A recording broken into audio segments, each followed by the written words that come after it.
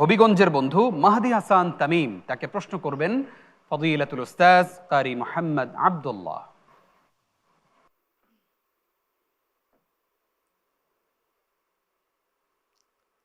السلام عليكم ورحمة الله وبركاته.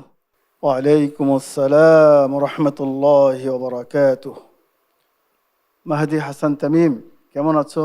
الحمد لله أستاذ আপনি কেমন আছেন?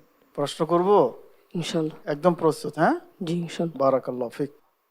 أعوذ بالله من الشيطان الرجيم. ولما توجه تلقاء مدين قال عسى ربي أن يهديني سواء السبيل.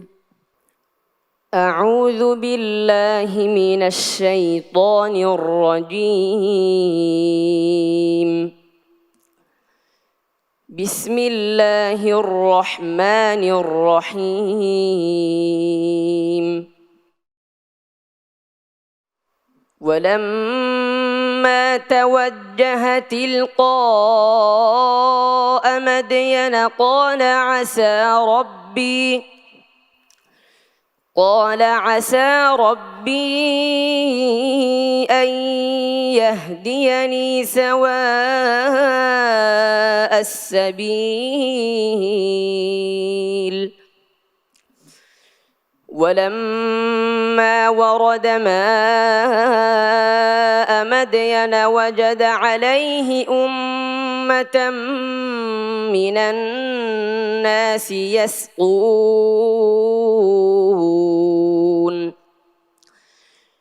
ووجد من دونهم امرأتين تذودان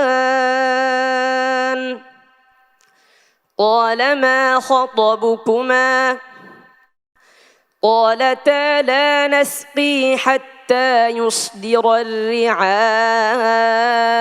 وأبونا شيخ كبير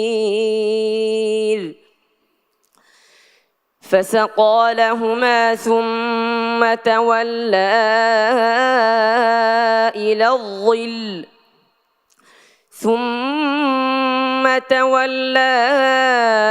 إلى الظل فقال رب إني لما أنزلت إلي من خير فقير. فجاءته إحداهما تمشي على استحياء قالت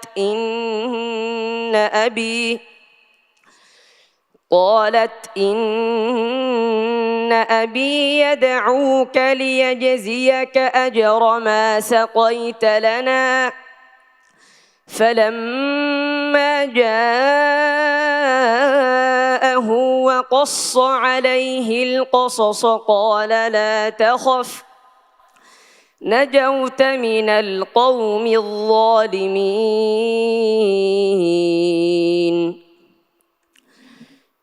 قالت إحداهما يا أبت استأجره إن خير من استأجرت القوي الأمين.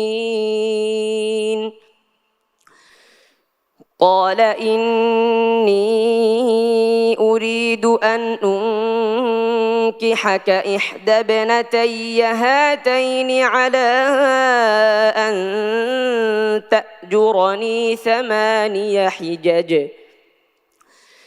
فإن أتممت 10 فمن عندك وما أريد أن أشق عليك ستجدني إن شاء الله من الصالحين. حسبك. صدق الله العظيم. মাশাআল্লাহ, আমাদের প্রতিযোগী মাহদি হাসান তামিম বরাবরের মতোই সুন্দর কণ্ঠে আমাদেরকে তেলাওয়াত শোনালো। তামিম, তুমি যেই সুরে তেলাওয়াত করো সেই সুরের নাম কি? مقام العجب. মাশাআল্লাহ।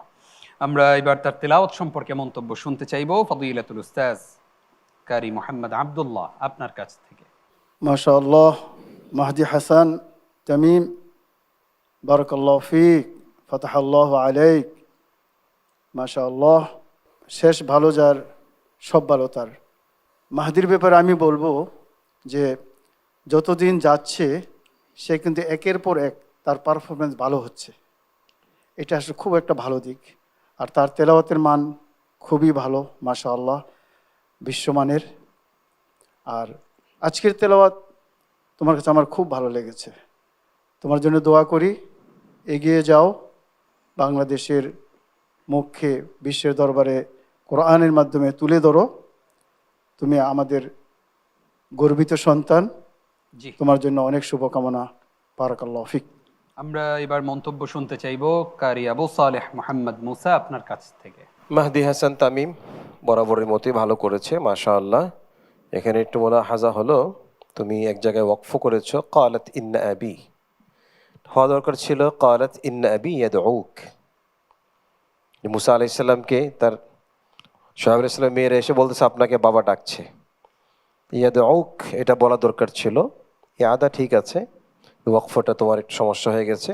আল্লাহ তোমাকে মুসা আলাইহিস সালাতু ওয়াস সালামের যে দুটি গুণ আল্লাহ পাক এখানে বর্ণনা করেছেন, কাউইয়ুল আমিন, যে কোনো কাজের জন্য শক্তিশালী হওয়া, এর জ্ঞান রাখা, মানসিকভাবে প্রস্তুত থাকে, একে বলে কাউই। আমিন হলো বিশ্বস্ত। আল্লাহ পাক তোমাকে দ্বীন ও দেশের জন্য বিশ্বস্ত এবং শক্তিশালী একজন সিপাহ সালার হিসাবে কবুল করুন, আমিন। آمين. এবার মন্তব্য শুনতে চাইবো ফদিলাতুল উস্তাজ অধ্যাপক আব্দুল মতিন আজহারি আপনার কাছ থেকে।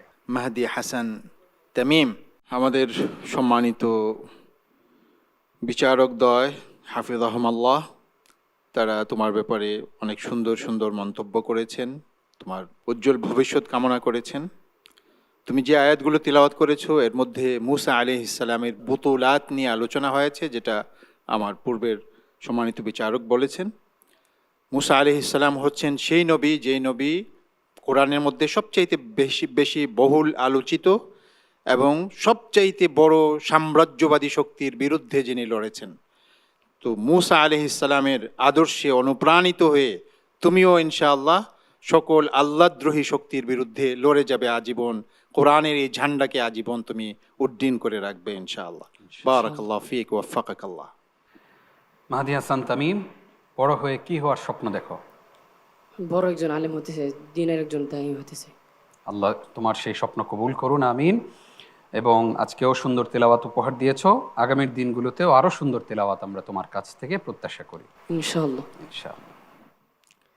আসসালামু আলাইকুম ওয়া রাহমাতুল্লাহি ওয়া বারাকাতুহু।